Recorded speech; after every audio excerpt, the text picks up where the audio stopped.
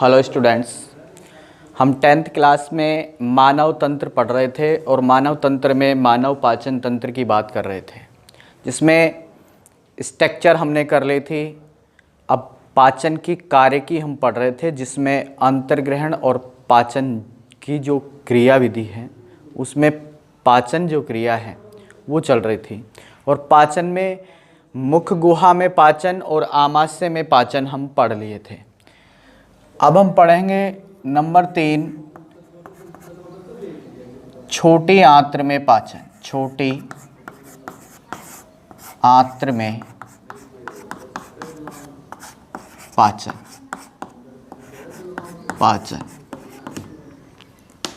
देखिए, सबसे पहले बात करें तो छोटी आंत को हम 3 भागों में बांट रखे हैं: ड्यूडेनम,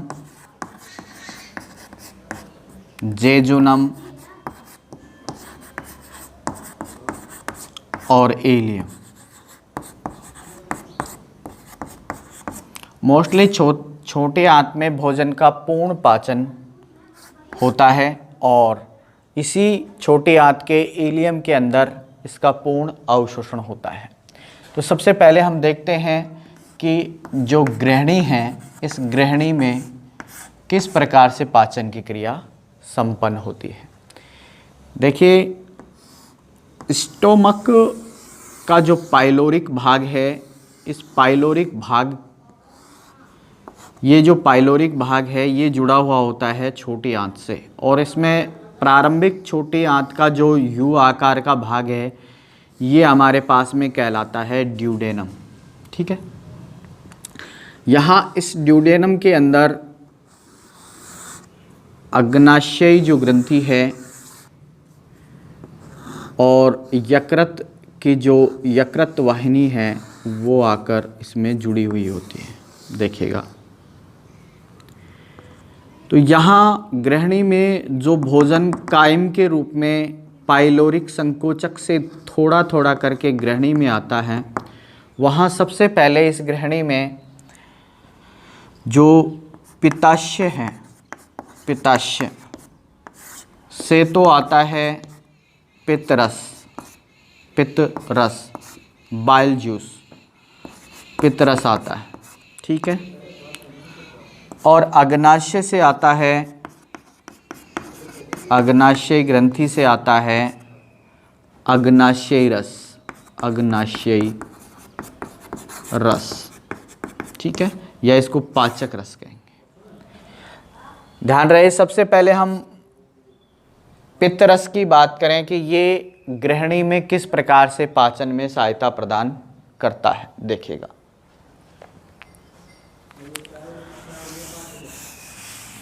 एक बात ध्यान रहे, पित्तरस में किसी भी प्रकार के पाचक एंजाइम नहीं होते हैं। पित्तरस में पाचक एंजाइम अनुपस्थित होते हैं। बहुत इंपॉर्टेंट बात है। लेकिन पाचक रस है, ये पाचन में सहायता जरूर प्रदान करता है, लेकिन इसमें किसी भी प्रकार के पाचक एंजाइम नहीं होते हैं। इम्पोर्टेंट बात देखिए, इसका जो पीएच होता है, पित्तरस का जो पीएच होता है ये मोस्टली हमारे पास में 7.5 से 8.5 के बीच में, यानी क्षारीय होता है। इसका क्या काम है? यहाँ भोजन अम्लीय होता है। जैसे ही पाइलोरिक अवरोधनी से भोजन गृहिणी में पहुँचता है, यहाँ पित्तरस आकर भोजन में मिलता है। सबसे पहले पित्तरस का काम है, ये भोजन को क्षारीय बनाता है, भोजन को क्षारीय बनाता है। ठीक है, सबसे पहले बात करें, भोजन को क्षारीय बनाएगा, या मैं ये भी कह सकता हूँ कि ये भोजन की अम्लीयता को दूर करता है, क्योंकि यहाँ पर भोजन अम्लीय था, यहाँ आते ही भोजन है वो क्षारीय हो जाता है, भोजन की अम्लीयता को दूर करता है। ठीक है, नेक्स्ट हम बात करें तो पित्तरस है। पित्तरस भोजन में आए रोगाणुओं को नष्ट करता है। रोगाणुओं को नष्ट करता है। ठीक है, नष्ट करके और भोजन को सड़ने से बचाता है, भोजन को सड़ने से बचाता है। ठीक है, इसके अलावा बात करें पित्तरस में हमारे पास में जो लवण होते हैं, पित्त लवण, ठीक है, जिसमें बिलिरुबिन मोस्टली, बिलिरुबिन एवं बिलिवर्डिन होते हैं, बिलिवर्डिन। ठीक है, ये जो पित्त लवण हैं ये वसा के पायसीकरण का कार्य करते हैं, यानी वसा का क्या करते हैं, लवण पायसीकरण। ठीक है, ये वसा पाचन नहीं, वसा का पायसीकरण करते हैं, पायसीकरण। ठीक है, यानी पित्त लवण वसा में मिलकर और उसको छोटे छोटे बूंदकों में मिसेल्स के अंदर परिवर्तित करते हैं और इसी प्रक्रिया को कहते हैं पायसीकरण। ठीक है, देखिए ये अगर पायसीकरण नहीं होगा वसा का तो वसा का पाचन नहीं हो सकता है। ठीक है, तो वसा के पाचन के लिए सबसे पहले वसा का क्या होता है, पायसीकरण होता है। ठीक है, और पायसीकरण में पित्तरस काम आते हैं, ये बात ध्यान रखना। ठीक है, तो यहाँ पर वसा के पायसीकरण के बाद में जो प्राप्त वसा होती है उसको बोलते हैं पायसीकृत वसा। और इस पायसीकृत वसा का जो पाचन होगा वो अग्नाशय से स्रावित हमारे पास में अग्नाशयी लाइपेज एंजाइम होगा, वो पायसीकृत वसा का क्या करेगा, पाचन करेगा। ये पित्तरस और अग्नाशयी रस एक साथ मिलकर यहाँ कोमन डक्ट के माध्यम से एक साथ मिलकर ग्रहणी में आकर खुलते हैं। ठीक है, अब बात करते हैं हम अग्नाशय से स्रावित होने वाले अग्नाशयी रसों की और ये किस प्रकार से पाचन की क्रिया करते हैं। देखिए, अग्नाशय जो पैंक्रियाज है उसके दो भाग हमने बताया, एक एंडोक्राइन होता है, एक्सोक्राइन, और एक एंडोक्राइन। तो एक्सोक्राइन वाला भाग है उससे पाचक एंजाइम स्रावित होते हैं और एंडोक्राइन वाले भाग से हार्मोन रिलीज होते हैं। तो पाचन में हमारे पास में जो बहिस्रावी भाग है इसका या एक्सोक्राइन भाग है वो भाग लेगा। ठीक है, तो इससे अग्नाशयी रस स्रावित होंगे, अग्नाशयी रस आकर भोजन में मिलते हैं ग्रहणी में। और अग्नाशयी रस में क्या क्या होता है देखिएगा, अग्नाशयी रस में सबसे पहले तो जैसे ही यहाँ पर एंटर होगा भोजन तो यहाँ पर एक हार्मोन रिलीज होता है एंट्रोकाइनेज। ठीक है, वो एंट्रोकाइनेज है वो मोस्टली यहाँ अग्नाशयी रस के अंदर उपस्थित होता है हमारे पास में ट्रिप्सिनोजन। इससे ट्रिप्सिनोजन को एक्टिव करने का काम करता है। इसके अलावा अग्नाशयी लाइपेज, अग्नाशयी लाइपेज इस अग्नाशयी रस में होता है। इसके अलावा हमारे पास में इसमें एमिलेज, अग्नाशयी एमिलेज। ठीक है, इसके अलावा न्यूक्लियस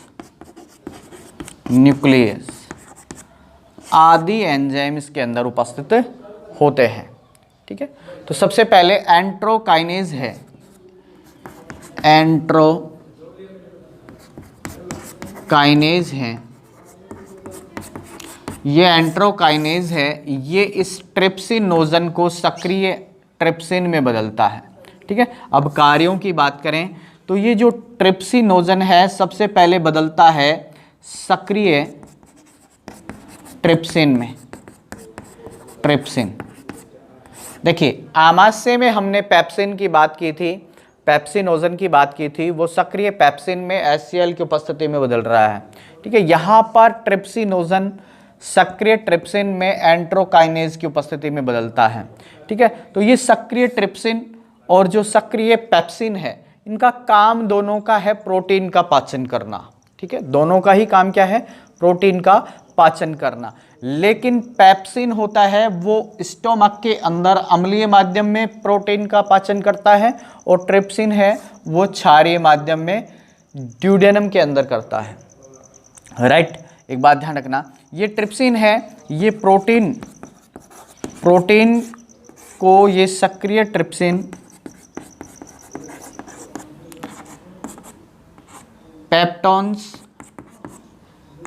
पेप्टॉन्स एवं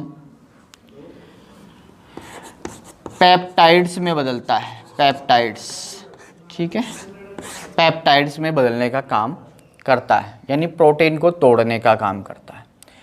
अब बात करें अग्नाशयी लाइपेज। देखिए लाइपेज वसा का पाचन करता है, लेकिन यहाँ पर पायशीकृत जो वसा है, पायशीकृत वसा है, इसका पाचन करेगा ये लाइपेज। ये बदलेगा वसा अम्ल प्लस मोनोग्लिसराइड में,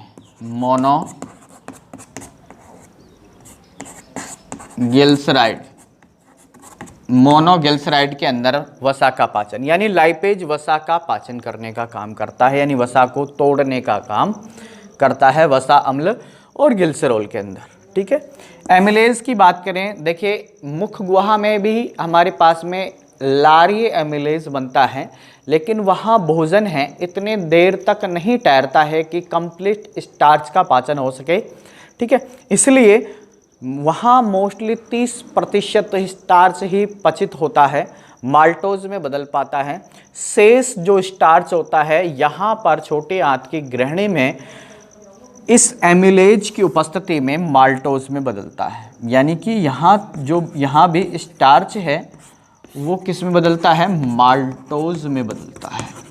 तो यहाँ माल्टोज में पाचन होता है स्टार्च का, किसकी उपस्थिति में, एमिलेज की उपस्थिति में। यहाँ पर अग्नाशयी एमिलेज है, ठीक है।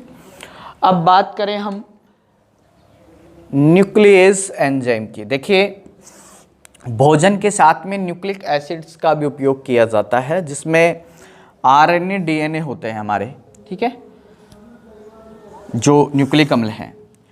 ये न्यूक्लियेज एंजाइम उनको न्यूक्लियोटाइड के अंदर बदलता है या पचित करता है, यानी कि जो न्यूक्लिक अम्ल हैं, न्यूक्लिक अम्ल, ठीक है, उन न्यूक्लिक अम्लों को न्यूक्लियेज एंजाइम है, ये न्यूक्लियेज एंजाइम न्यूक्लियोटाइड,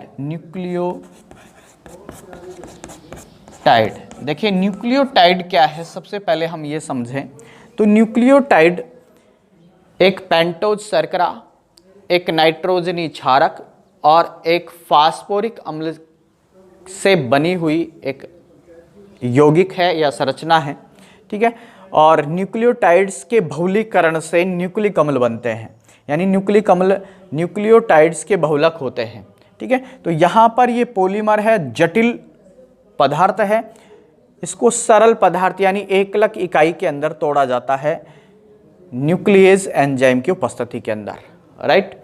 तो इस प्रकार से गृहिणी के अंदर मोस्टली भोजन का पाचन संपन्न होता है। इसके बाद में ये भोजन है ये हमारे पास में जेजुनम के अंदर पहुंचता है, ठीक है, यानी कि छोटी आंत के अग्रभाग के आगे के भाग के अंदर पहुंचता है। तो अब हम देखते हैं जेजुनम में किस प्रकार से पाचन होगा। देखें भोजन जेजुनम में पहुंचेगा तो वहां पर आंत्रीय रस स्रावित होते हैं, ठीक है, आंत्रीय रस स्रावित होते हैं, ठीक है। और इन आंत्रीय रसों में कौन कौन से रस होते हैं जो भोजन का पाचन करता है। अभी भोजन आंशिक रूप से पचा है, पूर्ण रूप से एकलक इकाइयों में नहीं टूटा है। अब जब भोजन के बिल्कुल सरल अणु बन जाएंगे हमारे पास में, तब भोजन का पूर्ण पाचन होगा। तो आंतरीय रसों के अंदर हमारे पास में पाए जाते हैं जैसे सुक्रेज एंजाइम, ठीक है, माल्टेज एंजाइम, ठीक है, जैसे हमारे पास में लैक्टेज एंजाइम, ठीक है। इसके अलावा हमारे पास में जैसे पेप्टाइडेज,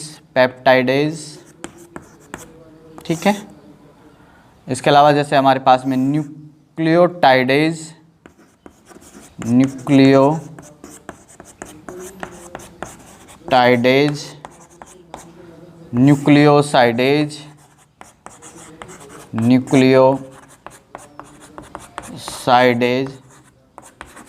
ठीक है, ये आंतरीय रस है। मनुष्य में मोस्टली 4 से 5 लीटर 24 घंटे में आंतरीय रस का स्रावण होता है, जो भोजन में आकर मिलता है।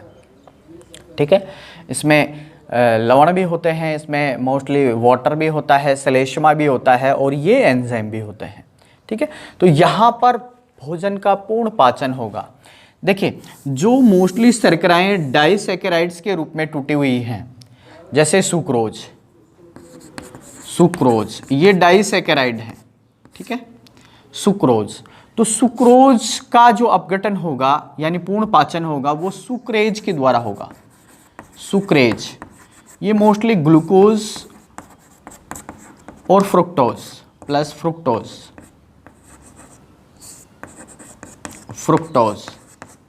में तोड़ेगा। देखिए, एक ग्लूकोज का अणु और एक फ्रुक्टोज का अणु है, वो मिलकर एक सुक्रोज बनाते हैं। सुक्रोज का एक अणु बनता है, डाइसैकेराइड बनता है। ठीक है, तो यहाँ पर ये पूर्ण रूप से ग्लूकोज फ्रुक्टोज यानी कि 1 लाख इकाइयों में टूट गए हैं, पूर्ण पाचन हो गया सुक्रोज का। माल्टोज, जो माल्टेज एंजाइम है, ये माल्टोज, ये भी एक क्या है, डाइसैकेराइड है, और इस माल्टोज का पूर्ण पाचन करता है। माल्टेज एंजाइम है, इस माल्टोज का पूर्ण पाचन करता है किसमें, ग्लूकोज में। ठीक है, 2 ग्लूकोज के जो अणु हैं वो 2 ग्लूकोज के अणु माल्टोज बनाते हैं। ठीक है, तो ये पूर्ण पाचन हो गया किसका, माल्टोज का, माल्टेज एंजाइम की उपस्थिति में, जो आंतरिक रस के अंदर पाया जाता है। एक शर्करा हमारे पास में डाइसैकेराइड के रूप में होती है, लैक्टोज। ठीक है, और ये लैक्टेज एंजाइम की उपस्थिति में, लैक्टेज एंजाइम की उपस्थिति में ये पूर्ण रूप से टूटती है किसमें, ग्लूकोज और ग्लक्टेज में या ग्लक्टोज में, प्लस ग्लक्टोज। ठीक है, तो ये शर्कराएं मोनोसैकेराइड्स हैं, यानी अब शर्करा पूर्ण पाचन हो गया आंतरिक रस के अंदर। ठीक है, अब आगे हम बात करें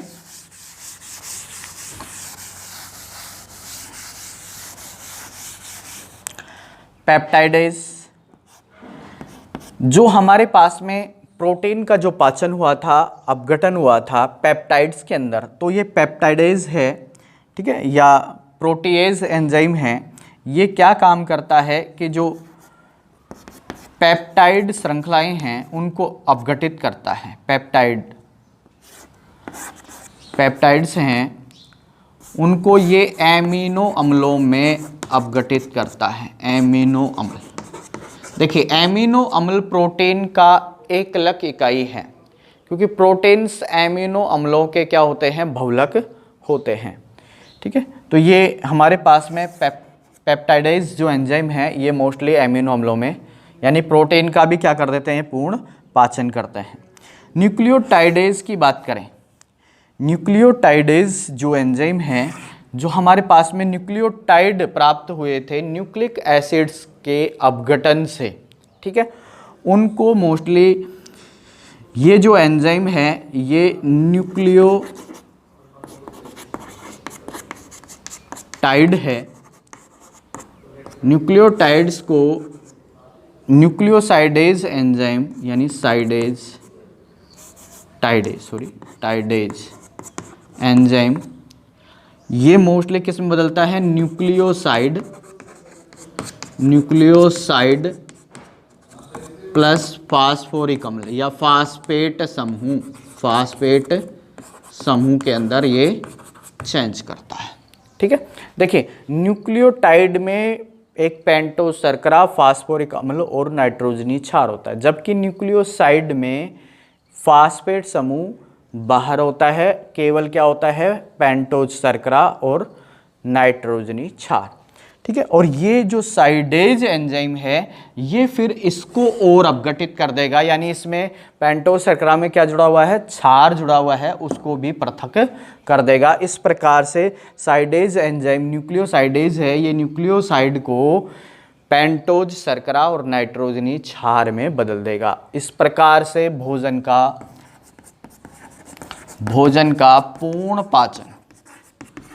पूर्ण पाचन कंप्लीट हो जाता है।